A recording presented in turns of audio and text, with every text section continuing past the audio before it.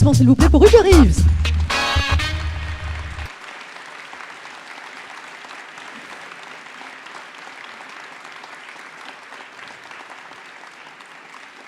Astrophysicien, président de l'association Humanité et Biodiversité, Uber Eats, un grand merci à vous d'être là ce soir. Le micro est à vous. Je vous retrouve tout à l'heure pour une petite partie de questions-réponses. Je vous laisse le micro. Merci. Est-ce que vous entendez? Jusqu'à l'arrière, vous entendez bien? Oui? Parce qu'un jour, comme ça, j'ai fait une conférence et à la fin, j'ai demandé est-ce qu'il y a des questions? Et les gens m'ont dit ben, on n'entendait rien. Alors, évidemment, si vous restez passif, moi, je n'ai plus rien. Donc, je vous fais confiance. S'il y a un problème, c'est mieux comme ça? Oui? Je vous fais confiance donc, pour avoir votre réaction. Alors, voilà. Donc, on est devant un énorme problème qu'on peut épeler par le nom que j'ai donné à cette conférence, l'avenir de la vie sur la Terre. Et ça, c'est notre grand problème. Personne ne le connaît, mais nous savons que les menaces sont multiples et qu'il faut réfléchir pour voir d'où ça vient et comment ça se fait que nous sommes pris dans ce problème aujourd'hui, qui est un problème relativement récent.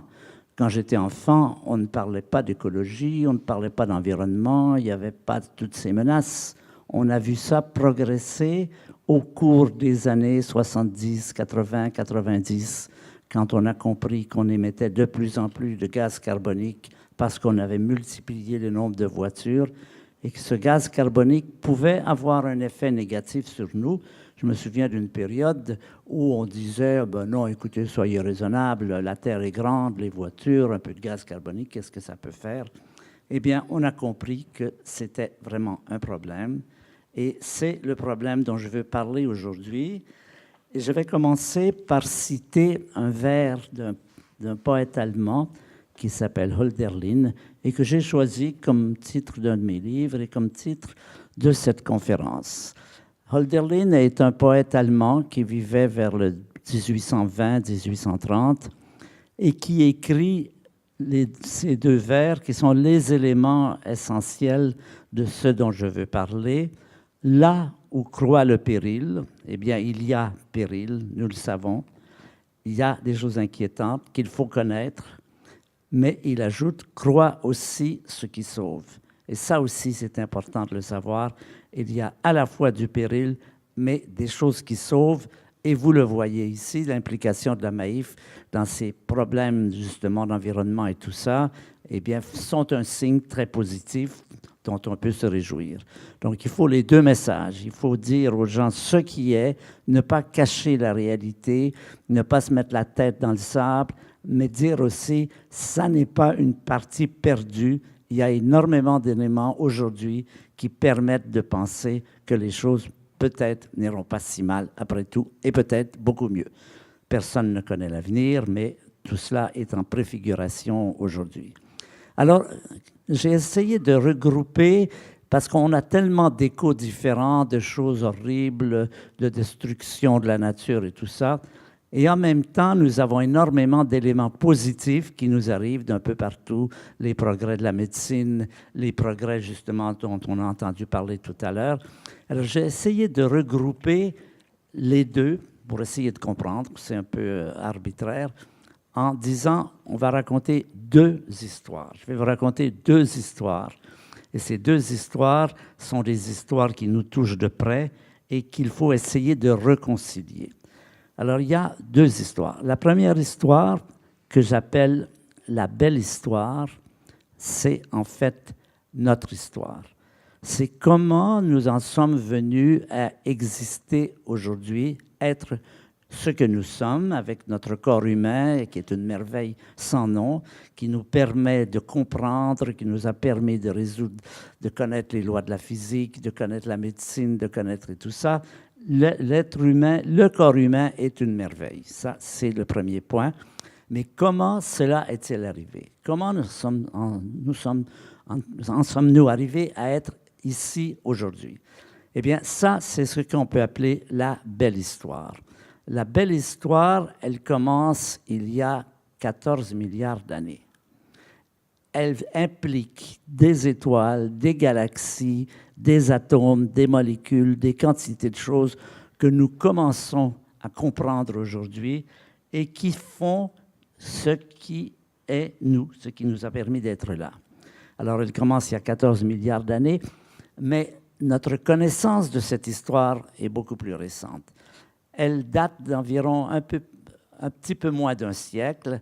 Ça commence quelque part en Californie, quand on commence à avoir de gros télescopes qui nous permettent de voir très loin dans l'espace, et quand des gens, comme en particulier M. Edwin Hubble, un des astronomes de cette époque, observe les galaxies avec ces télescopes très puissants qu'on vient de mettre en jeu, et va découvrir une quantité de choses qui vont être fondamentales pour nous raconter justement cette histoire. La science, souvent, nous donne des résultats obtenus avec des appareils techniques, scientifiques, des résultats qui ont un impact très grand sur toute la pensée humaine. Et Hubble est un de ceux qui ont joué ce rôle. Alors, qu'est-ce qu'il fait pour nous? Qu'est-ce qu'il découvre pour nous?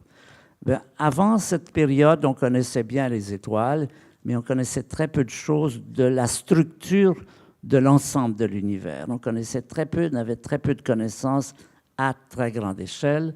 Et lui va identifier d'abord les galaxies. Alors, les galaxies, pour ceux qui ne sont pas familiers, voici une image d'une galaxie. Une galaxie, c'est un nombre d'étoiles, plusieurs centaines de milliards d'étoiles. Notre Soleil fait partie de notre galaxie, qui est la Voie lactée, qu'on voit très bien l'été au-dessus de nos têtes, au mois d'août en particulier. Les galaxies sont comme les briques de l'univers. On peut dire notre univers, c'est quoi? C'est beaucoup, beaucoup de galaxies. Ces galaxies, maintenant, avec des instruments, on peut dire combien il y en a. Il y en a, eh bien, tenez-vous bien, le nombre est de également plusieurs centaines de milliards. Il y a plusieurs centaines de milliards de galaxies contenant chacune des centaines de milliards d'étoiles comme le Soleil. Ça, c'est Hubble et les astronomes qui nous ont appris cela, alors qu'on pensait vivre dans un univers pendant longtemps. On a pensé que la Terre était le centre du monde. Après, on a découvert que les planètes tournaient autour du Soleil. On a découvert le système solaire. On a découvert, grâce à Hubble et à ses collègues, tout ça, ça se passe en Californie dans les années 1920-1925. Et on a maintenant un document de quoi ça a l'air l'univers. De quoi ça a l'air l'univers dans ses plus grandes dimensions. Mais je vais vous montrer un document historique qui va vous donner une idée de ce que c'est que l'univers pris dans ses grandes dimensions. Voilà. Ça, c'est... Oups, on n'a pas dit... Ah, voilà. Voilà. Chaque petit point sur cette image, chaque petit point ici, des plus petits aux plus gros, ce sont des galaxies. Et la question, évidemment, se pose... Ça, c'est le nombre de galaxies que nous pouvons voir avec nos télescopes. Nous soupçonnons qu'il y en a beaucoup plus que ça, et la question se pose, quel est le nombre de galaxies, comprenant celles qu'on voit et celles qu'on ne voit pas? Est-ce que ce nombre est un nombre fini ou si c'est un nombre infini? Eh bien, on n'a pas de réponse nette et définitive à cette question, mais des indications assez fortes que le nombre de galaxies dans l'univers est infini. C'est-à-dire que l'univers est infini. C'est une question qui se posait déjà chez les Grecs il y a 2000 ans. Aujourd'hui, on n'a pas une réponse définitive, mais des éléments de réponse. On peut considérer donc que Hubble et les astronomes nous ont appris les dimensions fantastiques de notre univers. Nous habitons sur une petite planète autour d'une étoile tout à fait ordinaire, qui est le Soleil, qui vit dans une galaxie, et ces galaxies, il y en a un très grand nombre. Donc voilà un des éléments importants de notre recherche sur qu'est-ce que c'est que notre univers dans lequel nous sommes nés un jour, dans lequel nous vivons.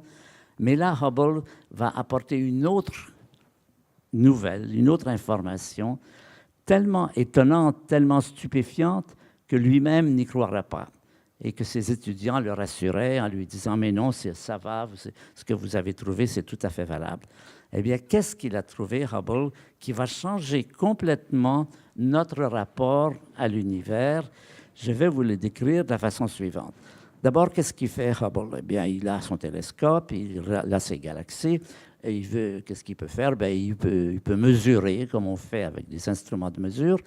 Et il va mesurer quoi? Il va mesurer la distance des galaxies, à quelle distance sont-elles de nous, mais il va pouvoir mesurer aussi leur vitesse, c'est-à-dire dire si elles se rapprochent ou si elles s'éloignent de nous. Un peu ce que font les flics sur l'autoroute quand ils vous collent un PV parce que vous allez trop vite, par la même méthode, ce qu'on appelle les méthodes Doppler, d'effet Doppler. Il va mesurer pour un grand nombre de galaxies. Il ne peut pas en voir autant que ça à ce moment-là. Ces instruments sont quand même beaucoup moins puissants que ceux qu'on a aujourd'hui. Mais il va faire un catalogue dans lequel il va mettre telle galaxie, telle distance, telle vitesse. À quoi il s'attend? Eh bien, a priori, il s'attend qu'il y en a qui se rapprochent, il y en a qui s'éloignent. C'est un peu le cas si vous regardez les étoiles. Il y en a qui s'approchent, d'autres qui s'éloignent. Ce n'est pas ça qu'il trouve. C'est absolument pas ça. Il trouve quelque chose de totalement différent. Qu'est-ce qu'il découvre? Il découvre que toutes les galaxies s'éloignent de nous. Et d'une façon très particulière que vous allez comprendre dans le schéma suivant. Voilà, donc au centre, il y a l'œil de Hubble. Les petits points, ce sont les galaxies. Les flèches, ce sont les mouvements. Petite flèche, petit mouvement. Grande flèche, grand mouvement. Vous voyez comment le mouvement des galaxies dans l'univers est extrêmement structuré. Celles qui sont proches de nous s'éloignent lentement. Celles qui sont loin s'éloignent plus rapidement. Alors, n'en concluez pas, parce que j'ai mis l'œil de Hubble au centre, que nous sommes au centre de l'univers. Toutes les galaxies, tous les observateurs sur n'importe quelle galaxie qui regarderaient et qui effectueraient ces manipulations verraient la même chose. C'est une caractéristique de l'univers, nous sommes dans un univers qui est, le terme consacré, c'est en expansion. En expansion, ça veut dire que dans le passé, les galaxies étaient plus proches et à l'avenir, elles seront plus loin. Alors, cela apporte un message. Contrairement à ce qu'on croyait cette fois depuis 2000 ans, ce qui avait été affirmé par Aristote, Aristote disait « l'univers a toujours existé, il existera toujours, il n'y a pas de changement, il n'y a pas de changement de mouvements globaux ». Il montrait que Aristote se trompait, ça n'est pas le cas. Notre univers, effectivement, n'est pas quelque chose de statique, de stationnaire, mais quelque chose qui est en mouvement. Ça implique que notre univers a une histoire. Ça, c'est la grande information. Ça veut dire que le passé est différent du présent, qui sera différent de l'avenir. Si rien ne change, il n'y a pas d'histoire. Évidemment, c'est toujours pareil, il n'y a pas d'histoire à raconter. Du coup, toute la communauté scientifique va se rendre compte progressivement qu'ils ont changé de métier. Ils sont devenus maintenant, qu'est-ce qu'on fait quand il y a une histoire à raconter? On devient des historiens. Donc, les techniques vont être très différentes. Ça va impliquer des fossiles, ça va impliquer l'essai. L'idée, ça va être de reconstituer l'histoire de l'univers. Et en gros, ce que les scientifiques maintenant essaient de faire, c'est reconstituer qu'est-ce qui s'est passé dans cet univers entre le moment le plus ancien, aujourd'hui on le date à 13,8 milliards d'années, c'est ce qu'on appelle l'âge de l'univers. Ça ne veut pas dire que c'était le début, ça veut dire que c'est le début de ce qu'on connaît. On ne connaît rien, on n'a aucune indication sur ce qu'était l'univers avant 14 milliards, on va arrondir à 14 milliards, avant 14 milliards d'années. Mais là, on va essayer par tous les moyens d'essayer de raconter quelle est notre présence à nous, comment nous nous inscrivons dans cette histoire. Bien sûr que maintenant que nous savons que nous sommes dans un grand contexte historique, notre vie à chacun de nous, de notre naissance à aujourd'hui jusqu'à plus tard, devient un chapitre de l'histoire du cosmos. Vous voyez, on a changé complètement de vision. Auparavant, on disait tout ça, ça ne bouge pas, c'est toujours existé, c'est toujours pareil. Maintenant, nous avons les preuves que ça n'a pas toujours existé dans l'état où c'est et qu'il y a à reconstituer une histoire. Alors, comment peut-on reconstituer une histoire comme celle-là? Eh bien, nous avons deux techniques, deux méthodes. La première, c'est par l'astronomie, justement, en étudiant l'univers dans ses plus grandes dimensions, dans tous ses plus grands détails. Donc, encore une fois, avec des télescopes toujours plus puissants. Et aussi parce que cet univers obéit à des lois, parce qu'il y a des lois de la nature, qu'il faut les connaître. Si on veut reconstituer le passé de l'univers, il faut savoir quelles sont les lois auxquelles il obéit. Et donc là intervient la physique, et en particulier les accélérateurs, comme celui qui est à Genève, cet accélérateur qui fait 27 km de circonférence. Et si vous voulez avoir une idée de ses dimensions, ça c'est un physicien. Vous avez une idée de la dimension des chambres de mesure. Et c'est grâce à tout cela qu'on va essayer et qu'on essaie progressivement depuis cette période de reconstituer ce passé et de voir comment nous en sommes arrivés à exister, justement. Alors, un autre document important, je vais vous montrer un second document important, qui lui est plus récent, 1965. En 1965, un peu auparavant, en fait, un grand physicien que j'ai eu comme professeur quand j'étais à l'université aux États-Unis, et qui était un homme très, très drôle, qui aimait beaucoup raconter des histoires. Il s'appelle Georges Gamow. Alors, il commençait toujours ses cours en nous racontant les dernières histoires qu'il avait entendues, et puis ensuite, il riait de ses propres histoires, qui n'étaient pas vraiment très drôles, mais nous, on riait poliment, et puis ensuite, on attendait que M. Gamow ait fini de rire de sa propre histoire et qu'il continue à nous raconter l'histoire du cosmos. Alors, Gamow s'est dit ceci.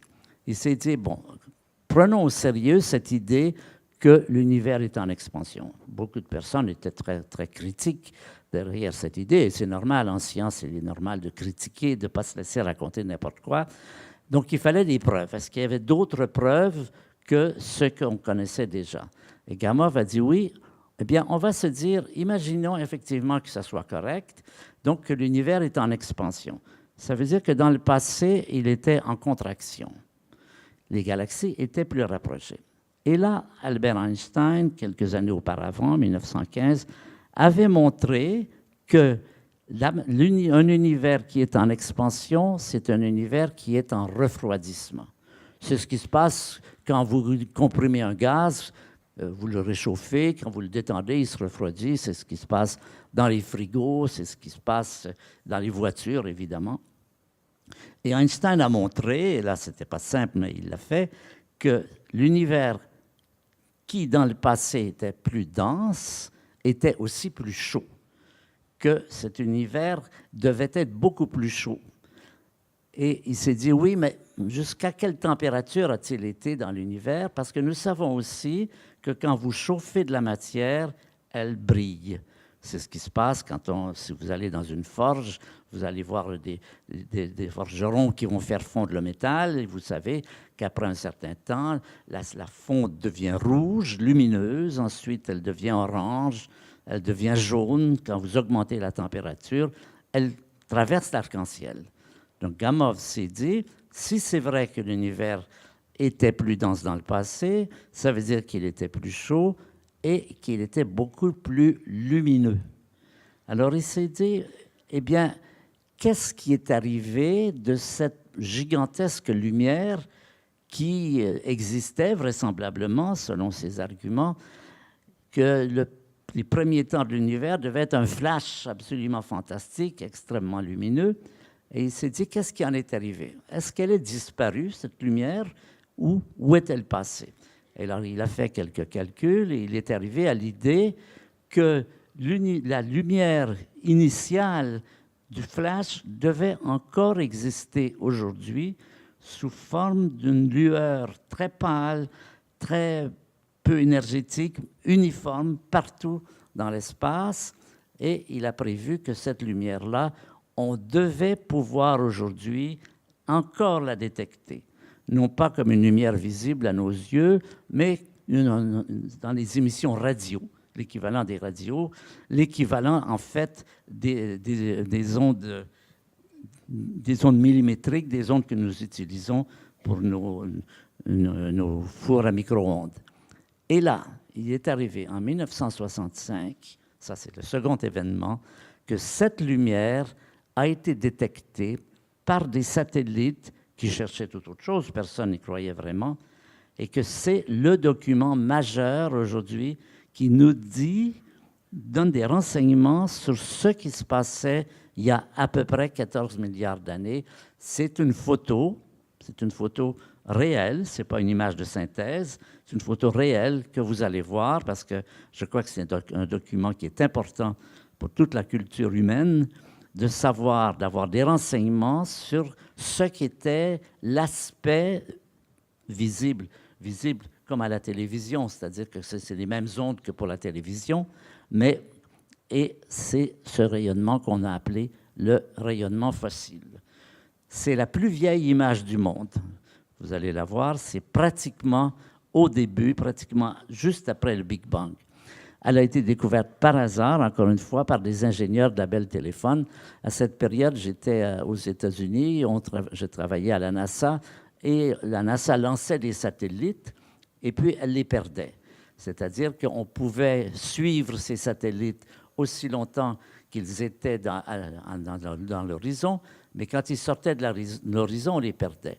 Alors la NASA avait demandé à ses ingénieurs, voici les découvreurs de ce rayonnement, Penzias et Wilson, avec des radiotélescopes très primitifs à cette période, on leur avait dit, rétablissez le contact avec les satellites quand ils sont ailleurs sur la Terre. Donc, choisissez la longueur d'onde qu'il faut et tout cela. Ce qu'ils ont fait, ils ont pu recontacter les satellites partout dans leur orbite et tout marchait très bien. Tout marchait trop bien. Marchait trop bien parce que même quand il n'y avait pas de satellite, ça continuait à mesurer. Ça continuait à avoir des bruits de mesure, comme des instruments qui continuent à détecter des choses. Et la question, c'était, qu'est-ce que c'est que ce bruit qui est enregistré par ces instruments, même quand il n'y a pas de satellite? Alors, les gens ont dit, c'est peut-être un tel qui est en train de se raser dans la pièce en dessous avec son rasoir électrique. Il n'y avait personne qui se rasait. On a dit, ça doit être encore l'armée américaine qui fait des armes secrètes. L'armée américaine a dit non, on ne fait rien de ce genre-là. Pendant un an, on s'est demandé qu'est-ce que c'est que cette friture, ce qu'on appelle la friture, qu'on entend dans ces radiotélescopes. Et finalement, on a découvert que ce rayonnement, d'abord, ne changeait pas tout au long de l'année, était partout dans toutes les directions où on tournait les télescopes, et on a découvert que c'était effectivement ce que Gamow avait prévu comme étant un résultat de si c'était vrai que l'univers avait été très chaud dans le passé. Ça, c'était un grand moment, 1965. Je vais vous le montrer, ce document, parce que ça vaut la peine. Ce document, c'est un petit peu, vous allez voir ce que vous auriez vu dans le ciel, si vous aviez pu regarder. Il est en fausse couleur. Il n'y a pas de couleur avec les ondes radio. Mais ce qui est vrai, c'est les dégradés que vous allez voir. Et c'est un petit peu les températures différentes selon les différentes directions. Alors, je ne pourrais pas vous dire comment on a découvert ça, ni comment on va l'interpréter, mais c'est important que vous le voyez. C'est aujourd'hui le document majeur qu'on utilise pour comprendre, pour avoir des renseignements en direct sur les premiers temps du cosmos. Voilà, c'est ce document qui est là, et à partir duquel nous avons extrait les informations que je vais vous donner maintenant. Qu'est-ce qu'on a découvert? Qu'est-ce que ça nous a raconté, cela? Eh bien, pour en parler, je vais parler un peu de l'univers présent. Notre univers aujourd'hui est extrêmement structuré. Nous avons des systèmes, des structures pratiquement dans tous les domaines de dimension. Dans les plus grandes dimensions, nous avons les galaxies. Vous avez vu l'exemple d'une dimension gigantesque. La lumière met 100 000 ans pour traverser une galaxie. Et puis ensuite, si on descend dans les dimensions, on arrive au niveau des étoiles, des planètes, des comètes. Vous avez tous suivi, j'imagine, l'expérience de Rosetta et de Philae, cette sonde qu'on a déposée sur une comète. Et puis, en continuant dans l'échelle des dimensions, nous arrivons sur la Terre, où il y a 10 millions au moins de structures vivantes, plantes et animaux, toute l'admirable variété de la vie sur la Terre. Et puis on continue, on descend dans les dimensions plus petites, on arrive au niveau des virus, des bactéries, de tout cela. On continue, on arrive au niveau des molécules géantes, l'ADN, qui fait partie de notre génome. Et puis, à des dimensions encore plus petites, nous arrivons aux molécules simples, de l'eau, du gaz carbonique, du méthane, de l'ammoniac. On continue, on arrive au niveau des atomes, le carbone, l'azote, l'oxygène. Je vais vous demander de ne pas faire de flash, s'il vous plaît. Merci. Les atomes, et puis ensuite le noyau des atomes, et puis ensuite nous arrivons aux protons, aux neutrons. Nous sommes dans un univers extrêmement richement structuré dans toutes les dimensions, les plus gigantesques jusqu'aux plus petites. Eh bien ça, dans le passé, c'est très, très, très différent. On peut le résumer en une phrase. L'univers le plus ancien est sans structure. Il n'y avait pas de galaxies, il n'y avait pas d'étoiles, il n'y avait pas de planètes, de comètes, d'astéroïdes, de satellites. Il n'y avait pas d'êtres vivants, bien sûr. Il n'y avait pas de virus ou de bactéries. Il n'y avait pas de molécules géantes, ni même de petites molécules. Il n'y avait pas d'atomes. Il n'y avait même pas de carbone, d'azote ou d'oxygène. Il n'y avait même pas de noyau atomique. Ça, c'est la caractéristique nouvelle que nous découvrons. Que la différence fondamentale entre l'univers d'aujourd'hui et l'univers du début, c'est qu'il est totalement instructuré. Et cela va raconter l'histoire de l'univers. C'est comment on est passé de cet état instructuré jusqu'à l'état hautement structuré aujourd'hui, dont une des structures les plus complexes et les plus performantes qui existent, c'est le cerveau humain. C'est, en tout cas sur la Terre, peut-être qu'il y a autre chose ailleurs, mais sur la Terre, le cerveau humain, chacun d'entre nous, nous sommes un résultat de cette histoire du cosmos. Et l'histoire de l'univers, on va dire, c'est l'histoire de la matière qui s'organise. C'est cette histoire que nous essayons de raconter. Aujourd'hui, nous en connaissons beaucoup de choses. Il reste encore beaucoup de choses à comprendre, mais nous en connaissons beaucoup de choses sur l'apparition, le fait que ce sont les étoiles qui ont formé les atomes, que la vie s'est formée sur notre planète. Chacun de ces éléments constitue, nous avons une chronologie assez bien développée maintenant dans laquelle nous pouvons faire reconstituer ce que nous appelons la pyramide de la complexité. C'est un peu l'analogue, comme dans l'écriture, entre les lettres, les mots, les phrases, les paragraphes et tout ça. Nous passons d'étages de plus en plus complexes. Alors, nous commençons au début, ce qu'il y avait, c'est un magma extrêmement chaud, des milliards de degrés, constitué de particules élémentaires, qui sont, à notre connaissance, les électrons de notre courant électrique, et une autre particule qui s'appelle les quarks, Q-U-A-R-K.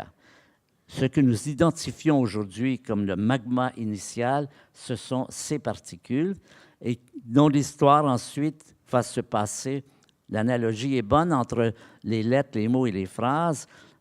Le langage, il est fait de quoi? Initialement, ce sont des lettres.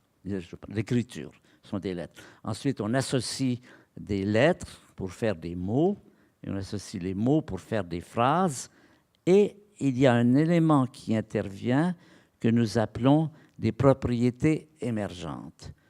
Par exemple, je vais dire B, L, E, U. Quand j'ai dit U, une image est venue dans votre tête, c'est la couleur bleue. Quand j'ai dit B, vous n'avez pas pensé à bleu. Vous n'avez pensé à bleu que lorsque j'ai mis les 4 lettres en place et que ça c'est venu dans votre tête. Ensuite, je refais le même jeu. Je dis le ciel est bleu. La même chose. Là, j'ai associé des mots pour en faire des phrases. Je peux associer des phrases pour en faire des paragraphes, pour en faire des chapitres, pour en faire des livres, pour en faire des collections.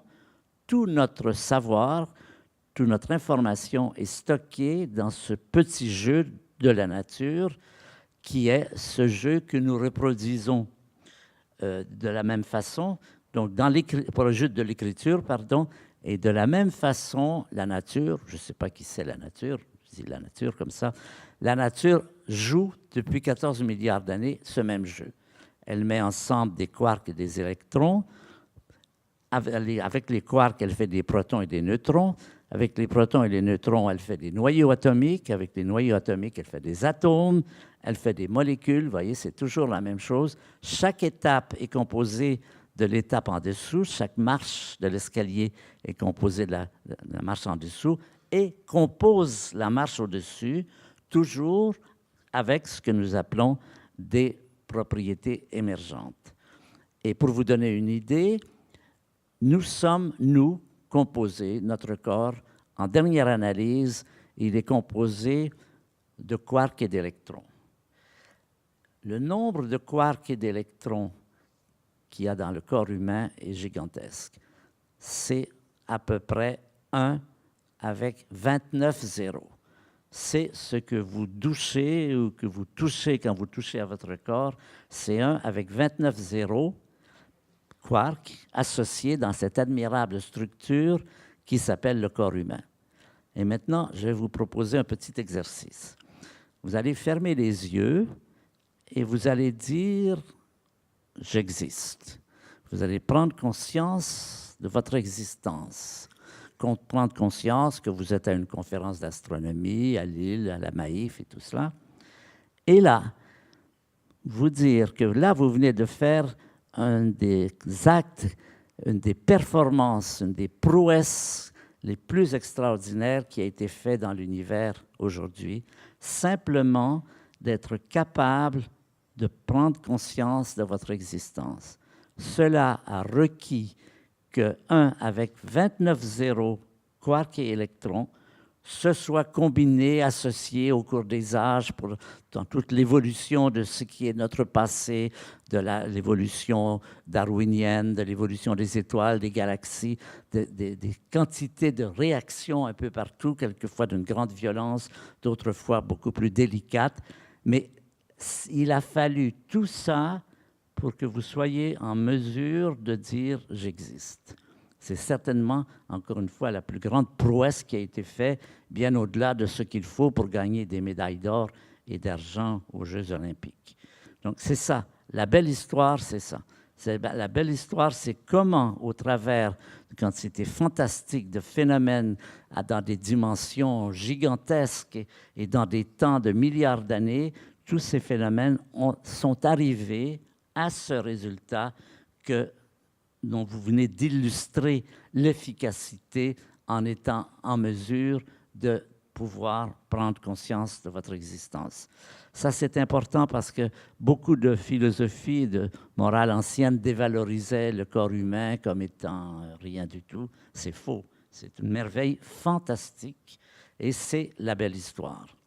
Alors maintenant, je vais être obligé de passer à la moins belle histoire, évidemment, mais ça, encore une fois, il faut être réaliste. Il faut voir ce qui se passe. La moins belle histoire, elle est beaucoup plus récente. Elle commence, non pas il y a 14 milliards d'années, mais il y a environ 7 millions d'années. C'est beaucoup moins.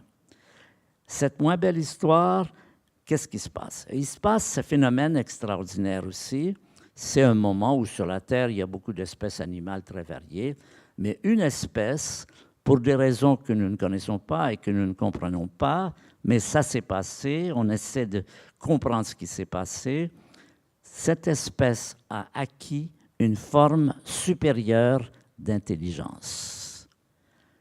Alors, c'est qui? Eh bien, généralement, on admet que c'est notre ancêtre de 7 millions d'années qui a, un peu comme si une bonne fée était apparue et avec sa baguette, vous savez, comme dans La Belle au bois dormant, elle vient distribuer ses cadeaux. Elle va sur un petit singe, elle lui donne l'intelligence supérieure. Eh bien, ce n'est pas de trop, parce que cet être est vraiment dans des situations très difficiles. Il est dans une situation très hostile. Nos ancêtres n'avaient pas de grandes dents comme les tigres, ne couraient pas vite, n'avaient pas de carapace comme les tortues, ne volaient pas, étaient très mal partis pour durer dans ce monde vraiment hostile à cette période, et que s'ils n'avaient pas eu cette intelligence, ils auraient probablement péri. On peut les remercier, ou enfin remercier la nature, je ne sais pas qui c'est, d'avoir donné à nos ancêtres cette intelligence. Autrement, on ne serait vraisemblablement pas là aujourd'hui. On aurait probablement disparu, comme beaucoup d'espèces ont disparu tout au long de l'histoire. Et on va maintenant réfléchir sur qu'est-ce que ça a donné, ce cadeau, le rôle de l'intelligence dans la destinée humaine. Alors, donc en résumé, on a dit, les humains apparaissent en Afrique, ils sont faibles et mal armés pour se défendre, et ils vont être sauvés par leur intelligence. Mais là, on va continuer l'histoire, on va faire une petite histoire au sujet d'un objet particulier qui s'appelle la séquence des armes. Qu'est-ce qu'ont fait ces êtres humains avec leur intelligence? Ils ont fait des armes, et c'est normal, parce que si vous êtes confronté aux tigres à dents de sabre ou à quelques autres animaux de ce genre, vous avez intérêt à vous défendre. Alors au début, on fait des armes assez primitives, mais quand même qui sont importantes et qui ont joué ce rôle important pour rapport à l'humanité. Et puis ensuite, ils ont fait des armes de plus en plus sophistiquées, des frondes, et puis ensuite des arcs, des arbalètes, et puis ensuite, des fusils. Et puis comme ils sont très intelligents, ils font toujours des armes de plus en plus puissantes et innovantes. Ils vont faire des canons, ils vont faire des chars d'assaut, ils vont faire des bombes atomiques, et puis ils vont faire exploser ces bombes atomiques, et voilà ce que ça donne. En 1983, il s'est passé un événement qu'on ne connaît que depuis peu de temps, parce qu'on le connaît depuis que les archives du Kremlin sont ouvertes, et on a appris ceci. Ça se passe le 23 septembre 1983. Nous étions tous, la plupart d'entre nous étions déjà là. Ça se passe à Moscou. C'est là où la centrale militaire de direction des armes, de direction des événements, un homme qui s'appelle M. Stanislas Petrov, vous retrouverez ça sur Internet, ça vaut la peine. Cet homme a devant lui le bouton pour presser pour faire partir les ogives nucléaires de la Russie vers les États-Unis. Il est là à son poste depuis longtemps, c'est lui qui est le responsable. Il reçoit un message, on lui dit « Les Américains viennent de lancer 5 fusées chargées de bombes atomiques vers la Russie. Ces fusées seront là dans un quart d'heure. C'est le temps que ça prend pour les fusées de traverser l'Atlantique. » C'est à lui de réagir, c'est lui qui a la responsabilité de pousser sur le bouton ou non. Il ne pousse pas sur le bouton. Il a eu raison, on l'a appris après coup parce que c'était une fausse alarme. Quand on lui a demandé « Mais pourquoi vous n'avez pas poussé sur le bouton ?» Il a répondu « Parce que j'ai pensé que ce n'était pas la meilleure chose à faire. Parce que j'ai pensé que je n'avais pas envie de démarrer une guerre nucléaire. » Cet homme a été puni. Ensuite, il a eu des prix. Mais quand on se rappelle ces choses-là, on prend conscience de notre fragilité par rapport aux œuvres de notre propre intelligence. C'est notre intelligence qui nous a permis de faire des bombes atomiques. C'est notre intelligence qui était en cause à ce moment-là. Nous étions à un geste près. Et là, on se rend compte, on revient sur cette réaction, on s'est dit comment s'est transformée l'utilisation de notre intelligence qui nous a sauvés il y a quelques millions d'années et qui aujourd'hui nous a amenés à 2 doigts d'une catastrophe qui aurait pu avoir pour effet qu'on ne soit pas là aujourd'hui, encore une fois. Et là, on se rend compte que l'intelligence qui nous a sauvés, encore une fois, maintenant nous menace. Nous sommes menacés par ce que nous avons fabriqué nous-mêmes. Nous sommes menacés justement parce qu'on voit que l'intelligence au début qui nous sauvait, progressivement est devenue la possibilité de notre propre destruction. C'est ça qui est tout le problème aujourd'hui. La moins belle histoire, c'est la transformation de notre intelligence qui au début était très positive en quelque chose qu'il faut maintenant gérer parce qu'elle est extrêmement dangereuse. Elle aurait pu nous éliminer de nombreuses fois. Alors aujourd'hui, la menace nucléaire a beaucoup reculé. Il n'y a pas aujourd'hui de scénario crédible d'une guerre nucléaire mondiale, bien qu'il y a encore la Corée et l'Iran et le Pakistan qui en parlent de faire des bombes atomiques, mais heureusement, c'est passablement passé dans le passé. On est un peu sorti de ça. Ce n'est pas sûr que ça va continuer. Ça pourrait revenir, c'est déjà venu. Personne ne peut dire si l'arme nucléaire ne va pas un jour être utilisée. Mais, comme dit la SNCF, un train peut en cacher un autre. Et le second train qu'on ne voyait pas, c'est qu'il y a quelque chose d'autre qui peut nous faire disparaître.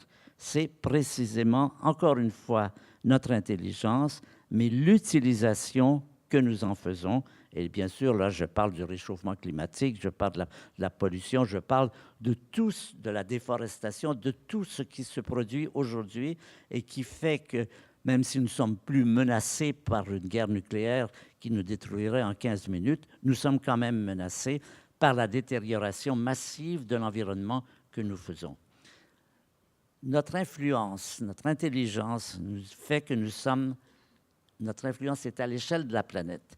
Et si vous voulez avoir une idée, vous regardez, nous sommes partout, nous sommes très nombreux, nous sommes partout, et vous voyez, ce qui est jaune dans cette image, ce sont les autoroutes et les villes. Ce qui est rouge, c'est les puits de pétrole et le méthane qu'on fait brûler. Ce qui est mauve, ce sont les feux de forêt qui continuent à très grande vitesse au Congo, en Amazonie et en Afrique et en Indonésie. Nous sommes aujourd'hui menacés d'une façon moins urgente, mais nous sommes menacés par ce que nous avons fabriqué. Par exemple, si vous avez de bons yeux, vous pouvez voir une petite lueur verte ici. Je ne sais pas si vous la voyez, tout près du Japon, dans le creux du Japon. C'est un satellite qui est à une centaine de kilomètres dans les airs, dans le ciel, qui a pris cette photo. Qu'est-ce qui est vert et qui est visible de 100 kilomètres au-dessus de la Terre dans la mer du Japon? Si vous avez une hypothèse, je vous suggère d'essayer d'imaginer qu'est-ce qui peut être visible comme ça. Eh bien, c'est ce qu'on appelle des pêches au lamparo. Les pêches au lamparo, c'est une pêche extrêmement efficace qui permet de prendre plus de poissons qu'on n'en a jamais pris dans un temps donné, qui est représentée par des milliers de petits bateaux qui ont toutes ces petites lampes vertes. J'ai vu ça, moi, près du Brésil. On est dans une grande lueur verte. Je montre cette image pour donner ce renseignement. C'est qu'aujourd'hui, avec nos techniques dans lesquelles on utilise même les satellites pour repérer les bancs de poissons, on est extrêmement efficace. Eh bien, résultat, nous pêchons aujourd'hui 2 fois plus de poissons qu'il ne s'en reproduit. C'est-à-dire, nous sommes tellement puissants que nous devons aller au-delà des limites de la Terre. Le problème, bien sûr, c'est que la Terre n'est pas infinie. Donc, le nombre de poissons qui se reproduisent n'est pas infini et nous touchons à ces questions, nous touchons aux limites parce que nous réchauffons la planète, nous acidifions l'océan, nous faisons des quantités de choses qui, quand on les prend une par une, sont des menaces qui pèsent sur nous et qu'il faudra gérer. Je crois que ça, c'est le point important, et c'est qu'en plus de ça, cette intelligence, aujourd'hui, on peut dire, en général, elle est au service du profit. Par exemple, prenez ce qui s'est passé au Japon à Fukushima. c'est cet accident nucléaire qui vient d'un tsunami et qui a rendu nucléarisé de grandes fractions du Japon. Quand on se demande comment ça se fait que les Japonais, qui ont des techniciens parmi les meilleurs de la planète, ont pu installer des centrales nucléaires dans des régions parmi les plus sismiques de la planète et les protéger avec des murets de 6 mètres de haut, alors qu'on savait pertinemment, parce que ça s'était passé 2 ans auparavant, vous vous souvenez de ce fameux tsunami de l'Indonésie, qu'un tsunami, ça peut faire des vagues de 30 mètres de hauteur. Comment est-ce qu'on a pu arriver à ces décisions, connaissant toute la technicité japonaise et la séismité du Japon? Bien, la réponse est très simple, c'est ça, c'est que sécurité et profit ne font pas bon ménage. C'est l'intelligence qui n'a pas jugé, qui a jugé pour des motifs de profit, qu'on pouvait faire ce geste qui a été, encore une fois, très catastrophique. Et chaque fois qu'on regarde quelles sont les menaces que nous avons, c'est toujours, ou généralement, autour du profit. C'est la cause de ce qu'on appelle la crise écologique contemporaine. Par exemple, vous en avez un exemple aujourd'hui, c'est la déforestation du Brésil. Nous savons tous que tout cela nous met en danger, mais on continue quand même à le faire parce qu'on est dominé par le profit à court terme. La conférence de Bonn, qui a eu lieu en 2008, montre que notre activité est tellement destructive que nous pourrions avoir éliminé la moitié des espèces vivantes avant la fin du siècle.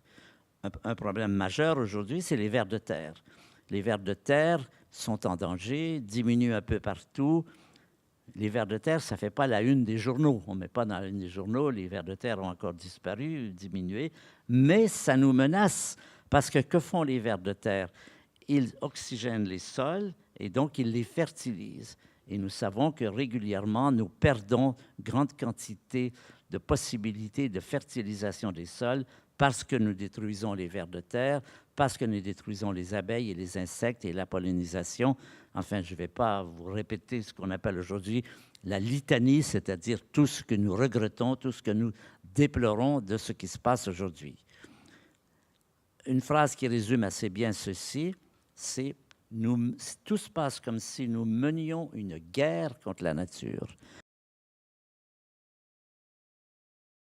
Et nous savons que si nous gagnons, nous sommes perdus. Alors, la question se pose, l'intelligence est-elle un cadeau empoisonné? Est-ce que c'était une bonne idée, là mettez des guillemets, pour la nature de nous avoir donné l'intelligence si elle devait nous éliminer? La question est posée, la réponse n'est pas écrite dans le ciel, mais nous avons des exemples. Des exemples, c'est ceci, les tortues. Nous connaissons bien les tortues. Une tortue, ce n'est pas particulièrement intelligent par rapport à nous. Nous ne sommes pas très impressionnés par l'intelligence des tortues. Mais les tortues existent depuis 300 millions d'années. Elles ont traversé des quantités de crises, pas dues à l'humanité, mais il y avait des quantités de perturbations climatologiques, météorologiques, géologiques. Elles ont traversé tout cela parce que les tortues se sont installées dans un mode d'existence dans lequel elles vivent en harmonie avec la nature. Elles prennent et elles donnent. La différence avec nous, c'est que nous prenons, je dis en résumé, nous ne vivons pas en harmonie avec la nature. Notre histoire, c'est une histoire de saccage des domaines depuis très longtemps. Et c'est ça qu'il va falloir remplacer. Il va falloir changer tout notre rapport avec la nature si nous ne voulons pas amener la conclusion, pas pour nous, parce que nous ne serions pas là, l'intelligence est-elle un cadeau empoisonné? Ce que nous avons compris, et j'espère d'une façon viable, c'est que quand elle est mise uniquement au service du profit immédiat, quand elle saccage son environnement, quand elle ne comprend pas la nécessité de vivre harmonieusement avec la nature, quand elle n'est pas assez intelligente pour cesser de couper la branche sur laquelle elle est assise. C'est la seule façon de s'en sortir. L'intelligence, elle est ce que nous décidons d'en faire. Ce n'est pas plus d'intelligence qu'il faut, c'est de décider d'être assez intelligent pour utiliser notre intelligence d'une façon intelligente. Vous voyez, c'est vraiment la cause derrière tout cela qu'on peut remonter à ce cadeau que la nature a fait, qui nous a sauvés et qu'aujourd'hui nous menace et que nous avons à gérer. Alors, on va se servir, on va prendre quelques leçons du passé. Nous connaissons maintenant assez bien l'évolution de la vie sur la Terre. Nous savons très bien, d'une part, que des espèces, que nous sommes une espèce parmi tant d'autres, que beaucoup d'espèces sont apparues, beaucoup sont disparues, des millions, jusqu'ici on évalue à plusieurs dizaines de millions le nombre d'espèces qui sont disparues dans le passé de la Terre. Et on peut maintenant voir quels sont les critères qui permettent à une espèce de durer. Alors, je vous l'ai mentionné déjà à propos de la tortue. Les espèces qui durent, qui perdurent, sont celles qui savent s'adapter à ces différentes situations. C'est ça la leçon de la nature. Ce n'est pas d'être intelligent, c'est important, ça nous a sauvés, mais aujourd'hui, ça n'est plus ça. Ce qui peut nous sauver aujourd'hui, nous faire durer, c'est d'adapter une attitude d'harmonie et d'échange avec la nature. Pendant longtemps, on a considéré que c'est le message de la Genèse, dominez la nature, mettez-la à votre service, c'est ce que répétait Descartes aussi. Aujourd'hui, nous savons que ça, c'est la bonne recette, au contraire, pour s'autodétruire, qu'il faut changer notre rapport, c'est-à-dire intégrer dans ce qu'on appelle l'humanisme. Jusqu'ici, on considérait que les hommes, c'était le top, c'était le best, et le restant, c'était à son service. Aujourd'hui, on sait que ça ne marche pas, que ça nous amène à notre destruction. C'est d'intégrer dans l'humanisme toute la biosphère, toute la biodiversité, que cela nous est indispensable. Ce n'est pas un luxe, c'est quelque chose qui est fondamentalement inscrit comme étant indispensable à notre présence. Alors, le futur prévisible, c'est que la vie va continuer sur la Terre. Quoi qu'on fasse, elle est très robuste. Nous le savons maintenant. Nous savons qu'il y a des espèces qu'on appelle des extrémophiles qui sont capables de vivre dans des conditions pratiquement d'eau bouillante ou d'eau glacée ou de l'eau salée, etc. La vie est extraordinairement robuste. Mais nous ne sommes pas robustes. Nous sommes très fragiles. Nous sommes une espèce très fragile. Et inscrire ce message, les humains pourraient disparaître. Ça, nous ne sommes pas habitués à ça. On nous a élevés, en tout cas moi, quand j'étais au collège, on m'apprenait que les êtres humains, c'était le chef-d'œuvre de la création et que donc, évidemment, implicitement, on aurait pu penser que nous ne pouvions pas disparaître, mais c'est faux. Nous aurions pu, vous l'avez vu, nous sommes passés plusieurs fois à 2 doigts de la disparition. C'est important de l'inscrire. C'est revoir le rôle de l'intelligence dans la destinée humaine. Alors, je voudrais maintenant passer à ce second aspect qui est ce qu'aujourd'hui on appelle le réveil vert. Le réveil vert, c'est quelque chose dont on prend conscience quand on regarde la littérature. Bien sûr, aujourd'hui, c'est très présent chez tout le monde, cette idée de sauver la nature. Ça n'est pas très récent. Ça n'est pas très récent. Pendant longtemps, les humains se sont contentés de déplorer le comportement humain, de considérer, on vous retrouve même chez Pythagore, il y a 2000 ans, l'idée que les êtres humains sont saccageurs, et c'était répété souvent. Mais le moment où on commence à faire quelque chose, non pas simplement déplorer, mais se mettre en œuvre, c'est à peu près 1875, et c'est aux États-Unis, quand une personne, je pense que c'est intéressant de la présenter aussi, parce que c'est aussi un héros de l'humanité. Voici un monsieur qui s'appelle John Muir, auquel nous devons beaucoup. C'est lui et ses collègues, qui les premiers ont décidé effectivement de faire quelque chose. Ça se passe dans l'Ouest américain. Ce sont les premiers parcs, les premiers parcs animaliers, Yellowstone, Yosemite. Et le moment où on commence à faire des législations où les êtres humains ne se contentent pas de déplorer, mais font quelque chose, c'est le début de ces mouvements qui se continuent aujourd'hui. Vous connaissez l'historique de la préservation de la nature, c'est les conférences, c'est Rio de Janeiro. Alors souvent on dit ces conférences, ça n'a pas fait grand-chose, et c'est vrai qu'on est généralement très déçu des résultats. Quand on a fait Rio 20 ans après, c'était assez peu positif.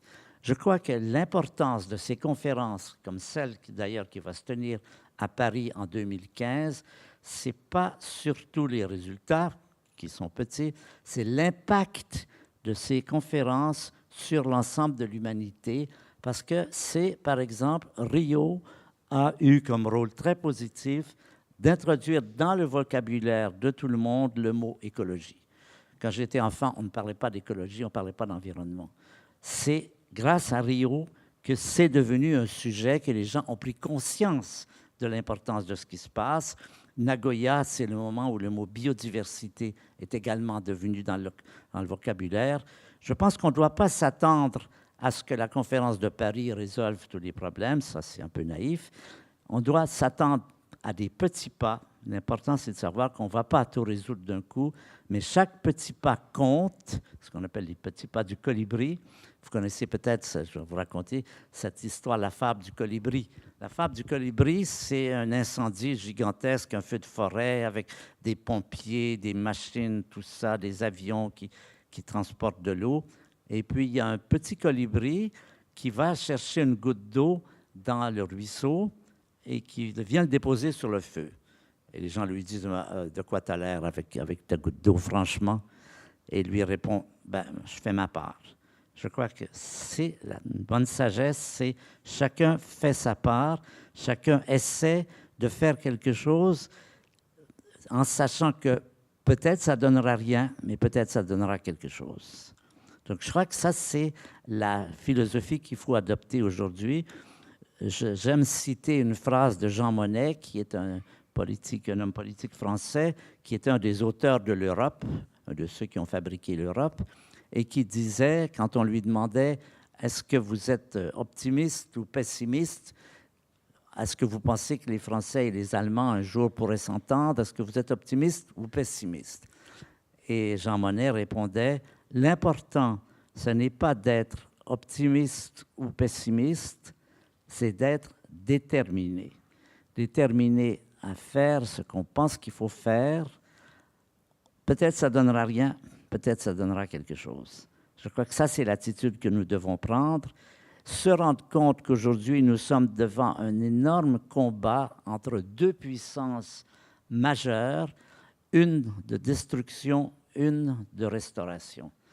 La puissance de destruction, ben vous la voyez quand vous apprenez que le gaz carbonique, on émet chaque année de plus en plus de gaz carbonique. En 2012, on en a émis encore, 2013, encore 3%, alors qu'il faudrait le réduire de 50 à 80%. C'est aussi ce qu'on apprend sur la déforestation, la disparition des poissons et tout cela. Ça, c'est une force qui, il faut bien savoir, continue à prendre de la puissance. Mais en même temps, il y a une force de restauration qui commence donc en 1875 ou autour de cela, qui donne lieu à tous ces mouvements qu'on voit un peu partout, ces municipalités qui décident d'éliminer les pesticides, et les deux gagnent en puissance. Moi, ça fait une trentaine d'années que je surveille cette situation, et quand on me demande de résumer, est-ce que ça va mieux, est-ce que ça va moins bien, je dis, nous sommes devant un conflit majeur entre deux puissances qui s'affrontent et personne ne connaît le résultat. Mais il faut faire comme si ça pouvait marcher, même si quelques jours, il y a des moments où on est un peu pessimiste. Alors, je voudrais présenter, pour terminer, donc moi, je suis président de l'Association Humanité et Biodiversité, dans laquelle Alain Naissance est un homme très actif et qui fait plein de choses sympathiques. Et nous sommes confrontés très souvent, quand nous faisons des conférences, à la question, mais qu'est-ce qu'on peut faire? On sait bien tout ça, mais qu'est-ce qu'on peut faire? Eh bien, nous avons choisi de faire un mouvement qui s'appelle les oasis nature. Les oasis nature, ça dit ceci.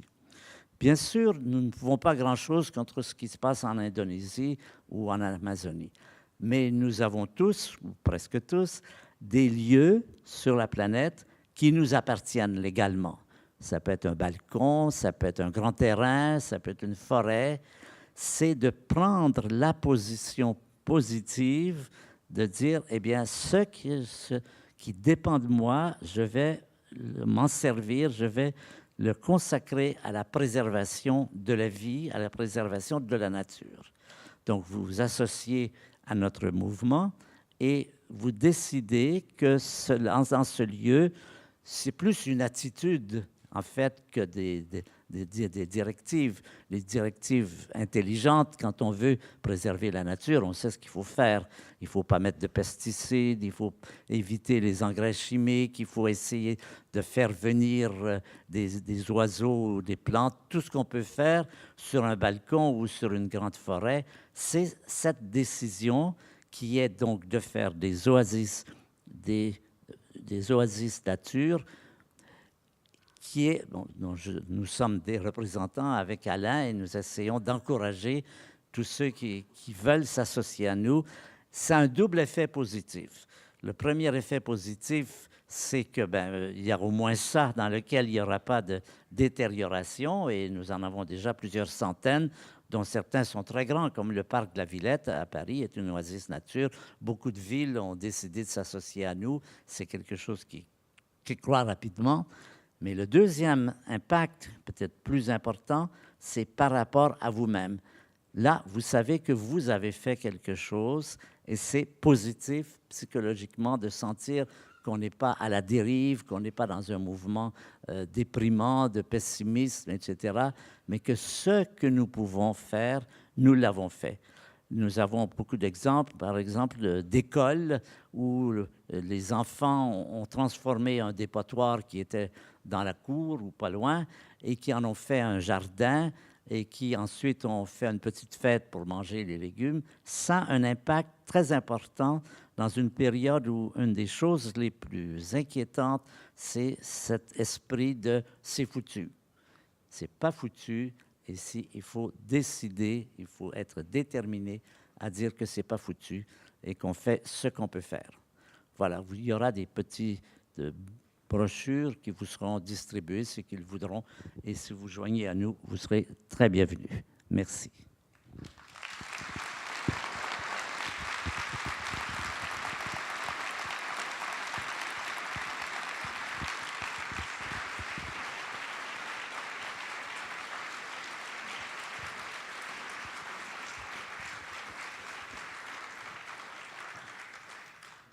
Vraiment un grand merci, Hubert-Yves, pour ce moment finalement qui nous laisse assez perplexes.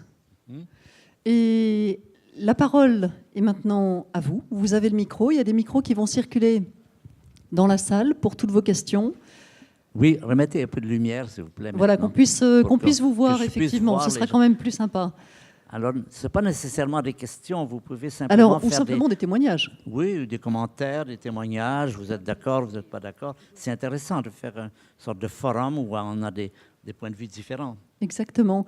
Alors, demandez le micro quand vous le voulez, une première réflexion, question, commentaire, peut-être juste devant. Levez bien la main qu'on puisse vous donner... Ou bien levez-vous, s'il vous plaît, j'aime bien voir les gens. Et en plus, levez-vous, voilà, ce sera encore mieux. Le micro arrive. Oui. Il va marcher, on va le mettre en route. Non, pour l'instant, ça ne marche pas. On ne vous entend pas. On ne vous entend pas bien, non? Non, toujours pas. Je vais vous apporter le mien.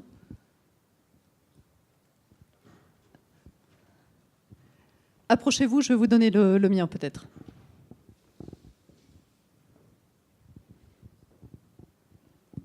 C'est tout bon. Voilà, je pense que c'est bon. Là, bon, c'est bon. Bonsoir tout le monde. Là. Je vous ai bien écouté. Et en fait, à un moment donné, vous avez parlé de nature, cette nature qu'on ne peut pas maîtriser en quelque sorte. Vous avez parlé d'intelligence qui, à mon avis, c'est aussi, je dirais, l'intelligence, c'est le fruit collectif. Je crois qu'on n'assiste pas assez sur ce côté collectif qui est vraiment qui est le produit de l'intelligence. Mais je dirais, je ne sais pas si je vais arriver à me bien faire comprendre, ma question, elle est, est-ce que je ne suis pas dans le c'est foutu, hein, ça je ne suis pas d'accord là-dessus, mais c'est est-ce que par exemple, si on se met à lutter contre les gaz carboniques, parce qu'on sait que voilà, c'est dommageable pour l'espèce humaine, mettons qu'on règle ce problème définitivement, est-ce qu'il n'y a pas quelque chose d'autre qui prendra la place parce que je pense, est-ce que quelque part, ce qui se produit, ce n'est pas quelque chose qui est dû simplement à un phénomène, je dirais par exemple, de surpopulation. On sait très bien que la population va être de plus en plus nombreuse. On dit en Afrique, voilà, ça va se multiplier, etc. Il va y avoir tant de millions d'habitants. Je me dis, est-ce que quelque part, il n'y a pas des règlements de compte qui se font, mais qui n'échappent complètement à notre pouvoir? Là, c'est une opinion, bien sûr. C'est une opinion. Je pense effectivement, je n'ai pas parlé de la population, qui est un problème sérieux. Nous savons que la Terre, encore une fois, est finie, que le nombre, qu'il y a un véritable problème. Et les solutions ne sont pas faciles. On sait que toutes les solutions politiques qui ont été essayées n'ont jamais marché. Au contraire, nous savons qu'il y a un élément qui permet de contrôler la population, c'est l'éducation des femmes. Ça, maintenant, c'est connu. Les pays comme, par exemple, le sud-est asiatique ou l'Amérique du Sud, qui a réussi à répandre une éducation des femmes, les populations, les taux de naissance sont tombés rapidement. Ils étaient de 7 à 8, par exemple, à un moment donné, en Amérique du Sud. Ils sont tombés à 2 et quelquefois en dessous. Le seul endroit qui reste problématique, c'est la région qui est au sud du Sahara, cette région qui, pour des raisons culturelles, religieuses, qu'il est beaucoup plus difficile d'opposer, continue à avoir beaucoup d'enfants. Je pense qu'on ne connaît pas l'avenir, bien sûr, mais que c'est vrai que c'est un problème. Je ne pense pas, en tout cas, je dirais, il faut prendre le point de vue volontariste de dire on va essayer. C'est tout ce qu'on peut dire. Je crois, a priori, je ne vois pas d'élément absolu qui mènerait nécessairement à une destruction, à une disparition de l'humanité. Ce que je crains, d'ailleurs, ce n'est pas la disparition de l'humanité. Ce que je crains, si vous voulez le savoir, c'est que certains d'entre vous sont allés déjà en Chine ou en Afrique, quand on voit déjà présent dans ces villes, par exemple, Chongqing, je ne sais pas si vous connaissez Chongqing, c'est une ville de 30 millions d'habitants dans laquelle vous ne voudriez jamais habiter parce que le niveau de pollution est vraiment infernal. Et je crois que les petits Chinois de cette ville ne savent pas que le ciel est bleu. Pour eux, le ciel, c'est jaune sale. Et ça, c'est la réalité. Et ce que nous craignons, c'est cette transformation de notre vie, de nos villes, de nos pays, dans des choses comme ça. Ça, c'est quelque chose qui est possible. Si on veut savoir qu'est-ce qu'il faut éviter, c'est que l'île ne devienne Chongqing. Voilà, c'est déjà un objectif. Mais je ne vois pas que ce soit nécessairement absolu. Je ne vois rien de fatal dans tout cela, mais je vois une grande lutte pour essayer d'améliorer la situation. Et je vois avec plaisir que ça se produit dans beaucoup d'endroits et de plus en plus d'endroits. C'est tout ce que je peux dire, bien sûr. D'autres témoignages, questions? Par ici. Ah. Oui, allez-y. Non, pour l'instant, on ne vous entend pas. Oui, bien. Ou sinon, parlez très fort. Parlez très fort, oui.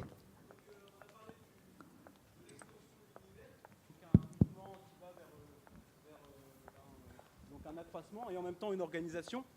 Reprenez peut-être comme ça, tout le monde entendra bien.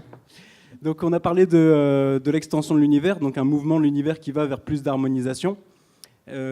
Vladimir Vernadsky, qui est le père fondateur de la biogéochimie, place l'homme comme un membre qui fait partie justement de l'extension de cet univers, puisqu'il a une capacité plus forte en fait que le règne animal, végétal et minéral à faire de la transformation biogénique des atomes. Ça veut dire que pour lui, l'homme n'est pas un virus et il ne doit pas être réduit en termes démographiques. J'aurais voulu avoir votre opinion là-dessus. Ah, je n'ai pas bien compris. Ne pas être réduit. Réduit démographiquement. Qu'est-ce que ça veut dire? Vous voulez dire que la population ne pourrait pas diminuer? Moi, je pense que la population ne doit pas diminuer. Ah, que ne doivent Mais pas, c'est une chose. c'est pas le propos. Mais Le propos, c'est qu'il y a une extension de l'univers. Il y a l'être humain qui fait partie en fait de cet univers. Et si on n'assume pas cette responsabilité, on aura une espèce d'entropie de la vie, puisque l'être humain en fait est placé en fait au cœur en fait du système, selon moi et selon Vernadsky, pour justement développer la vie. Donc vous qui avez travaillé à la NASA, vous avez dû suivre de près justement les grands progrès qui ont été réalisés au cours des dernières années dans les programmes spatiaux. Voilà, je m'étonne que vous préconisiez le contrôle des natalités. Je suis vraiment très étonné. Alors, sur la Terre, il y a plus de 10 millions d'espèces vivantes, animales et végétales. Nous sommes une espèce parmi tant d'autres. Aujourd'hui, nous ne considérons plus que nous soyons le top, le but et tout ça, c'est un peu de la mythologie ancienne. Aujourd'hui, nous voyons la planète, la biodiversité comme un ensemble d'espèces dont nous sommes une espèce. Et dans le passé, beaucoup d'espèces sont apparues, beaucoup d'espèces sont disparues. En ce sens, je pense que nous pourrions disparaître. D'ailleurs, nous faisons beaucoup de choses pour le faire. Nous avons failli précisément ce 23 septembre 1983. Qu'est-ce qui serait passé de ces théories si l'humanité était disparue? Vous voyez, il faut être concret. L'humanité aurait pu disparaître de la Terre, la vie continuerait, elle continuerait encore, les fleurs viendraient encore dans les sous-bois au printemps, mais nous ne serions plus là. Je pense que ce serait dommage parce que nous avons joué un rôle important. Nous sommes les seuls à avoir développé, par exemple, l'art, la culture, Mozart. Tout ça disparaîtrait. Les termites n'épargneraient pas les Stradivarius. Nous avons développé la science. Nous sommes en mesure de comprendre les lois de la physique, les lois de la chimie, de l'astronomie. Nous sommes uniques sur le plan de ce que nous avons fait et ce qui disparaîtrait. Et le troisième élément que je pense pour moi est le plus important, c'est ceci. Voici un nid d'oiseaux, et dans ce nid, il y a 4 oisillons. 2 des oisillons sont malades, 2 sont en santé. Les parents oiseaux nourrissent les oisillons en santé et laissent mourir les oisillons malades. Les biologistes expliquent ça en disant, eh bien, il est vraisemblable que les oisillons malades ont des gènes qui ne sont pas très efficaces.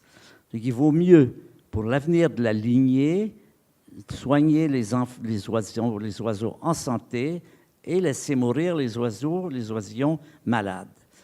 Dans une famille humaine, 2 enfants, il y en a un qui est malade, l'autre est en santé.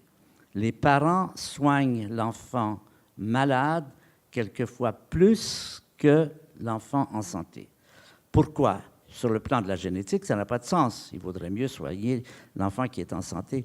Parce que dans le développement de l'humanité, dans l'évolution, est arrivé un événement que nous appelons la compassion, qui est le fait que les êtres humains souffrent de la souffrance des autres. Ce qui n'est pas, en autant que nous sachions, quelque chose qui existe chez les insectes. Chez un lion qui voit une gazelle malade, il ne la soigne pas, il la mange. C'est un élément qui semble propre à l'humanité et aussi à quelques espèces de singes, de chimpanzés, où on parle de manifestations de compassion ou d'empathie, mais qui n'ont jamais fait la Croix-Rouge, qui n'ont jamais fait Amnesty International, qui n'ont pas cet élément typiquement humain de la compassion. Cela disparaîtrait aussi. Pour moi, c'est peut-être ce que nous avons fait de mieux et qui vaut la peine de se défendre, de protéger. Pour moi, c'est à ce titre que je pense qu'il faut que l'humanité, malgré toutes ses bêtises, et elle en a fait beaucoup, mérite quand même d'être protégée et que nous mettions à son service. Donc, c'est tout à fait, moi je considère que nous sommes une espèce parmi tant d'autres et nous sommes une espèce qui a eu ce cadeau extraordinaire qui nous menace et que maintenant nous sommes confrontés à la nécessité, nous ne sommes plus menacés par la nature. Les lions, les tigres ne nous menacent plus. Ce qui nous menace, c'est ce que nous avons fabriqué nous-mêmes. Et donc, c'est changer notre point de vue par rapport à ce que nous faisons avec notre intelligence. Voilà, ça, c'est mon point de vue. Le micro continue de circuler. Une question par ici, ou un témoignage, ou un commentaire. La situation que vous décrivez est liée à la société, à l'économie industrielle. Et là, aujourd'hui, on est quand même un peu à l'aube d'une révolution cognitive, économique, sociale liée au numérique. Et je voulais savoir la vision que vous portez là-dessus, pas tellement sur les outils numériques, mais sur les changements sociaux liés au numérique et sur la capacité que le numérique apporte à créer une forme d'intelligence collective. Oui, je pense que cette intelligence, à condition qu'elle soit tournée vers le désir de faire survivre l'humanité, va disparaître avec elle. Tout ça, tous ces grands progrès de la science, et tout cela, encore une fois, si nous disparaissons, ça disparaît aussi. Je crois que la tâche qui nous intéresse, en tout cas à laquelle beaucoup d'entre nous ont décidé de donner leur vie, de consacrer leur activité, c'est de dire l'humanité est en péril, il faut faire quelque chose pour que ça ne continue pas à se détériorer. C'est affectif. Moi, j'ai des enfants et des petits-enfants qui ont 2-3 ans. Je suis inquiet de savoir, dans 30 ans, quelle sorte de vie ils vivront. Si on regarde un peu l'évolution, comme je vous ai dit, de ces villes et de tous ces dangers, nous sommes aujourd'hui des privilégiés, nous vivons bien, nous avons du confort. Tout cela n'est pas évidemment durable. Mais l'important, c'est de le rendre durable pour nos enfants et nos petits-enfants. Qu'est-ce que vous leur dites? Qu'est-ce que vous leur transmettez comme message à vos petits-enfants, justement? Ben, un peu ça, oui. Un peu ça. Que c'est important, que l'avenir n'est absolument pas garanti et qu'il est en danger et qu'ils doivent s'impliquer eux-mêmes dans cette... Et ça, c'est important. Je crois que l'éducation est fondamentale sur ce plan. L'école, mais surtout les parents. Je crois que c'est surtout les parents qui doivent développer chez les enfants un amour de la nature. Ce n'est pas de leur faire des leçons, c'est de les amener dans la nature, les habituer à la nature, à apprécier ce qu'ils ont, ce qu'ils reçoivent. Et à ce moment-là, quand ils grandiront, ils deviendront plus responsables. Mais il faut le faire d'une façon positive. Ce n'est pas des cours d'écologie à l'école, ça va être encore ennuyeux. C'est le rapport avec les parents. Et puis, bon, j'ai vu beaucoup dans les écoles où il y a mes petits-enfants, là, les maternelles, il y a beaucoup d'enseignants et d'enseignantes qui donnent ce message déjà aux enfants. Mais c'est beaucoup plus, non pas par des discours, mais par des actions, encore une fois, de faire des jardins, d'apprécier ce qu'ils reçoivent et de s'inscrire en faux par rapport aux entreprises qui détruisent la nature. Je crois que c'est aussi simple que ça. Une éducation au niveau le plus fondamental, le plus basal. Ça commence comme ça. Je vais me lever. Oui. D'autres questions? Vous m'entendez? Voilà. Oui. Levez-vous, d'abord, comme ça on vous voit. Je suis là. D'accord. Oh, je fais quand même 1m83 et j'ai une casquette en plus. Tout On vous voit d'abord, bien. merci Hubert Reeves dans cette période où effectivement on a le sentiment que l'inintelligence préside à l'intelligence et aux ressources dont nous pouvons disposer à la fois collectivement et à la fois individuellement et individuellement inscrits dans le collectif.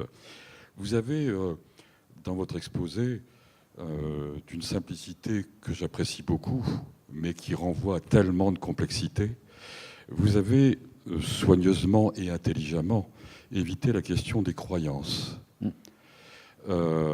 notamment parlant de la nature. Ne pensez-vous pas aujourd'hui qu'il faudrait peut-être promotionner avec intelligence, et dans le cadre que vous prédéfinissez, c'est jamais un cadre fermé, ne pensez-vous pas donc qu'il serait intéressant de promotionner, et quelle est la place aujourd'hui des intellectuels en la matière, l'utopie fondatrice? Et qu'en pensez-vous? Vous avez dit l'utopie fondatrice. Fondatrice. Alors expliquez-nous ce que c'est. L'utopie fondatrice, pour moi, c'est croire à un moment donné, notamment comme dans la période actuelle, qui est quand même difficile, voire très difficile, à toute une série de niveaux, c'est croire qu'il y a des solutions possibles et être dans ce mouvement de pensée philosophique, réel, voire imaginaire, dans ce mouvement de pensée où il y aurait de la place à faire place à l'utopie en termes de fondation et promotion novatrice. Dans l'exemple que vous citez, qui est la promotion de ces oasis, je rejoins cette idée-là. Enfin, quand je parle d'utopie fondatrice, je parle de celle-là. Mais peut-être plus largement, comment aujourd'hui les intellectuels sont promoteurs, les intellectuels dans toute une série de disciplines, sont promoteurs d'utopie fondatrice. Peut-être ma question est très large, très vaste, mais il me paraît intéressant de l'aborder parce qu'on entend peu souvent les intellectuels avec toute le... Comment dire, sans aucun jugement de valeur de ma part en la matière, soyons très clairs, on assiste très peu, et notamment à travers des médias, à la promotion de ces utopies fondatrices. Est-ce que je me suis fait mieux comprendre? En repartant du fait que vous parliez des croyances, effectivement. Oui, alors j'associais la notion de croyance. Peut-être est-il intéressant que vous répondiez là-dessus, effectivement. Et utopie fondatrice. Merci. Alors, vous voulez qu'on aborde du sujet religieux? C'est ça? Non, pas forcément. Moi, je suis d'accord. Je suis d'accord, parce que je crois que c'est un sujet fondamental. Je l'ai évité parce que ce n'est pas mon rôle ici, c'était plutôt de parler d'autre chose. Mais je vais vous dire un peu comment je vois ce rapport avec la religion. C'est que, première chose qu'on constate, c'est que les êtres humains ont besoin de sens. Ils ont besoin que les choses aient un sens quelque part. La vie n'est pas vivable si vous pensez, si vous êtes convaincu qu'il n'y a pas de sens nulle part. Et c'est souvent le motif des suicides, d'ailleurs, des personnes qui se disent... Et ce qu'on remarque, c'est que la planète est composée de 7 milliards de personnes, que partout, dans les plus grandes communautés, traditions, civilisations, il y a toujours un sens. Il y a toujours ce qu'on appelle une histoire sainte. Que ce soit des grandes communautés comme la chrétienne ou bouddhiste ou shintoïsme, ou des petites communautés minuscules. Moi, j'en ai connu beaucoup au Québec, chez les Indiens, des petits Indiens, des petites ethnies. Il y a toujours présent une pensée qu'on peut appeler une histoire sainte, c'est-à-dire qu'il y a quelque chose. Il y a une divinité, elle a différentes formes, il y a des préceptes, il y a des lois, et cette histoire sainte est là pour fonder ces principes. Ça, c'est une réalité humaine universelle. Si vous prenez une encyclopédie des religions, vous regardez, vous aurez 100 ou plus histoires saintes. Elles sont différentes, quelquefois incompatibles, mais elles sont toujours là. C'est vraiment un aspect fondamental, un besoin fondamental de l'humanité en apparence, puisqu'on le trouve partout. Eh bien, ça, je crois que c'est important de dire que... Bon, est-ce que les êtres humains ont inventé le sens, ou bien si le sens existe quelque part, on n'en sait rien, mais c'est un aspect fondamental qui fait que, alors que la science, par exemple, nous dit des choses objectives, elle peut nous raconter comment marche l'électricité et tout ça, et tout le monde est d'accord là-dessus. Sur ce plan-là, les différences sont culturelles. Les grandes questions sont universelles. Tout le monde se demande quel est le sens de la vie, est-ce qu'elle a un sens, est-ce que Dieu existe, qu'est-ce qu'il y a après la mort. Toutes ces questions qui tournent autour du thème de valeur. Qu'est-ce qui est bon, qu'est-ce qui n'est pas bon? La science peut nous enseigner comment ça marche dans l'univers, mais elle ne peut pas, ce n'est pas son rôle de nous dire qu'est-ce qui est bon et qu'est-ce qui n'est pas bon. Ça, c'est, encore une fois, la culture, c'est la religion et tout cela. Ces réponses sont différentes, mais il y a une jolie phrase de Galilée que j'aime bien dire à ce moment-là. Galilée, comme vous savez, était très opposé par les dominicains qui lui refusaient d'enseigner que la Terre tourne et que la Terre n'est pas le centre du monde. Et Galilée répondait aux dominicains, « Dites-nous comment on va au ciel, laissez-nous vous dire comment va le ciel. » C'est la différence entre les questions de valeur, les questions qui sont des questions de morale, de religion, de philosophie, qui, elles, sont personnelles, qui sont influencées par la culture, par votre famille. Si vous êtes né en France, vous serez vraisemblablement plus chrétien, et si vous étiez né en Chine, vous seriez plus bouddhiste, je dis en général. Ça, c'est des réponses qui sont influencées par la culture, qui sont différentes, et reconnaître ce fait, c'est avoir une condition essentielle à la vie en commun, c'est la tolérance. C'est-à-dire de considérer que autant sur le plan de la science, il y a de l'objectivité, 2 et 2 font 4, tout le monde est d'accord, autant sur le plan des valeurs, les valeurs sont des phénomènes personnels, appartiennent à chaque personne qui le développe au long de sa vie, avec ses contacts, avec les difficultés, les bonheurs, les malheurs, les deuils et tout cela. Tout ça influence la pensée de chacun sur ces questions, et c'est ça qui est important. C'est de bien faire cette distinction que la science, c'est une objectivité, les religions, c'est une subjectivité dans le meilleur sens du terme, dans le sens que ce n'est pas la peine de vous crêper le chignon avec des gens qui ne pensent pas comme vous. Il n'y a rien à en sortir. C'est la base fondamentale de la tolérance.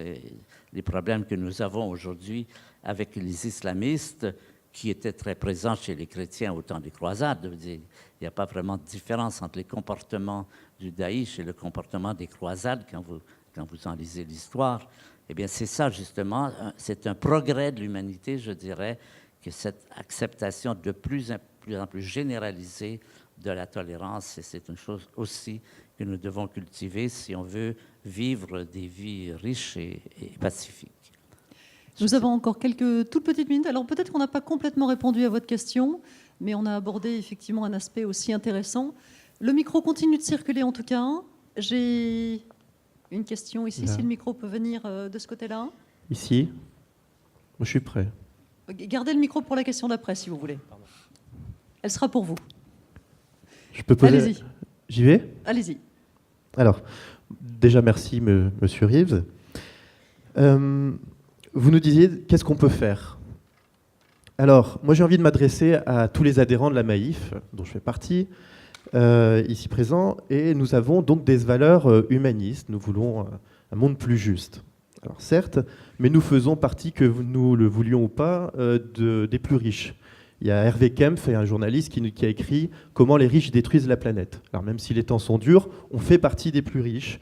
On a un certain pouvoir d'achat. On a une empreinte écologique, c'est-à-dire qu'à travers nos transports, notre alimentation, etc., notre consommation de iPhone, de télévision, de technologie, on a une certaine empreinte écologique qui n'est pas vivable à l'échelle planétaire. On consomme beaucoup plus que d'autres populations peuvent le faire. Donc il nous faut changer de mode de vie, de production, de consommation.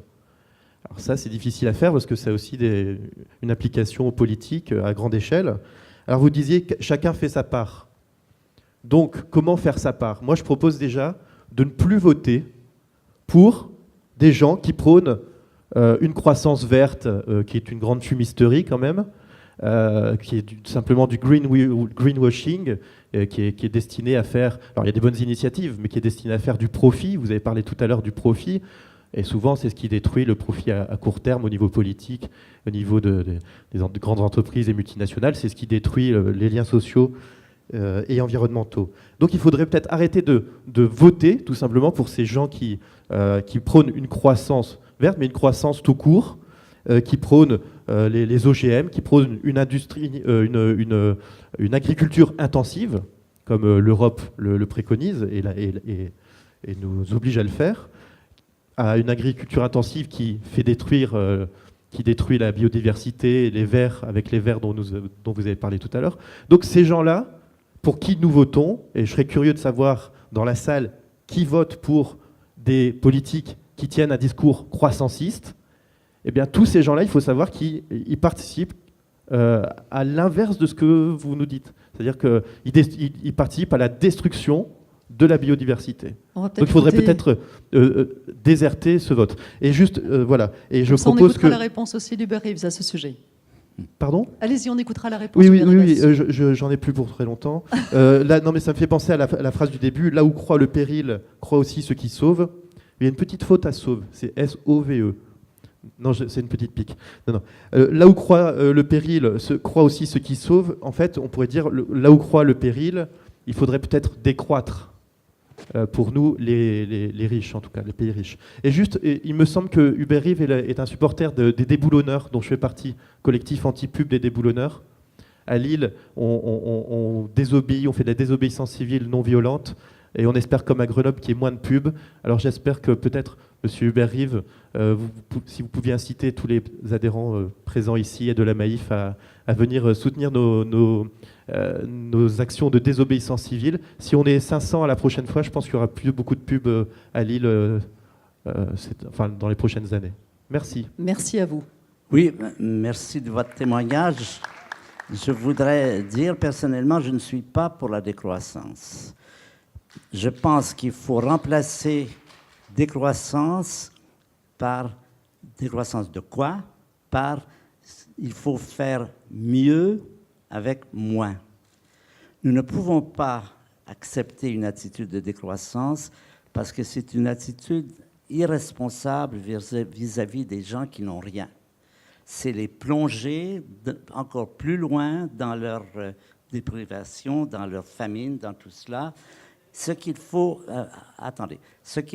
c'est fondamentalement améliorer la qualité de vie de tous, et pas simplement des Européens ou des Américains qui ont déjà tout ce qu'il faut, mais des gens qui n'ont rien, le milliard de personnes qui sont en dessous du seuil de pauvreté.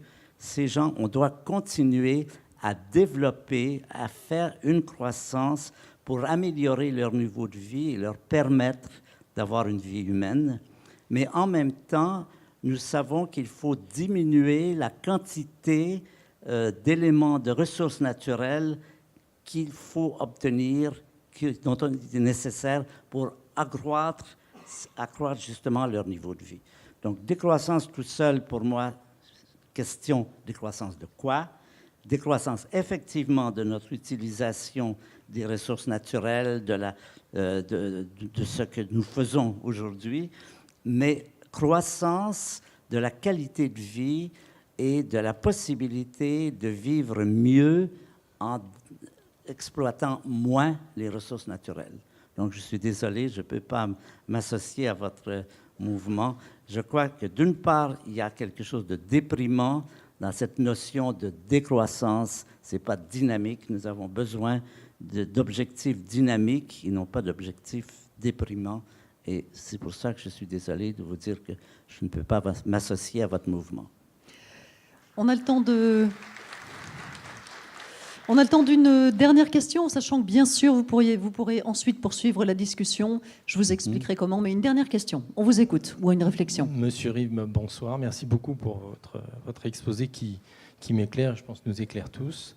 J'ai fait appel à l'astrophysicien. Imaginons que votre déterminisme soit transmis à tous ceux qui sont présents ici et que nous arrivions à faire mieux que les dinosaures, à vivre plus longtemps qu'eux.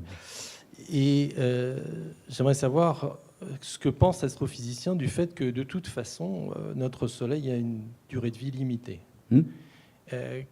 Que pensez-vous qu'il faudrait faire pour, effectivement, si nous arrivons à vivre jusqu'à cette extrémité, continuer à promouvoir l'espèce humaine ? Oui, c'est pas sûr que la mort du Soleil, d'une part, exprime la mort de l'humanité. Aujourd'hui, nous savons que le Soleil, il est ce qu'il est. Il faut connaître les lois de la nature, il faut voir la réalité. Nous savons que le Soleil va épuiser sa chaleur dans 5 milliards d'années. 5 milliards d'années, c'est loin. On a le temps d'y penser. Et en particulier, est-ce qu'à cette période où nous savons qu'il y aura d'autres étoiles qui vont continuer beaucoup plus longtemps, Est-ce qu'on pourra envisager de faire des arches de Noé et de partir tous pour aller vivre sur d'autres planètes? Vous allez dire, c'est difficile, bien sûr, mais c'est loin. On a le temps d'y penser. Mais de toute façon, les lois de la physique nous apprennent qu'à un moment donné, vous savez, les lois de la physique, il faut s'en méfier un petit peu. Parce qu'à une période, on croyait des choses, et puis maintenant, on s'aperçoit que ce n'est plus vrai. Donc, il ne faut pas les considérer comme un absolu. Est-ce que ça veut dire que la durée de la vie dans l'univers est limitée par des phénomènes comme cela, ou si elle peut continuer indéfiniment? On n'en sait rien, évidemment. Et ce n'est pas grâce à la physique que nous connaissons que nous pouvons le dire. Je vous donne un exemple. Au 19e siècle, on pensait que la vie du Soleil ne pouvait pas dépasser 1 million d'années. Et ça posait un problème parce qu'il y a des dinosaures, ils sont beaucoup plus vieux que ça, et on se disait avec quoi ils se chauffaient. C'est malheureux. On ne connaissait pas l'énergie nucléaire. Au début du XXe siècle, on a découvert l'énergie nucléaire qui nous apprend que non, on n'est pas limité à 1 million d'années. Le Soleil, il peut vivre 1000 millions d'années. Bon, vous voyez comment on ne peut pas considérer les lois de la physique comme déterminantes, parce que la physique, c'est un phénomène en progrès. Il y a des découvertes nouvelles, on découvre régulièrement des choses nouvelles. Personne ne peut prévoir ce qu'on va découvrir. Donc je pense qu'effectivement, l'humanité, la mort du Soleil ne veut pas nécessairement dire la fin de la vie, mais par ailleurs, il y a une chose que nous savons tous, c'est que nous mourrons, et pas dans 5 milliards d'années. Donc, je crois qu'une attitude réaliste, c'est de dire, qu'est-ce qui est hors de notre contrôle, qu'est-ce que nous ne pouvons pas arrêter. Nous ne pouvons pas arrêter le fait que nous mourrons. Il faut l'intégrer dans notre vie. Je dirais que c'est une façon réaliste de considérer la vie. Il y a des choses qui ne sont pas sous notre contrôle. Et en attendant de penser à demain, cultivons nos oasis. On peut clore comme ça? Très bien, merci. Je vous demande un tonnerre d'applaudissements pour Uber Eats, qui nous a fait le grand plaisir d'être avec nous ce soir.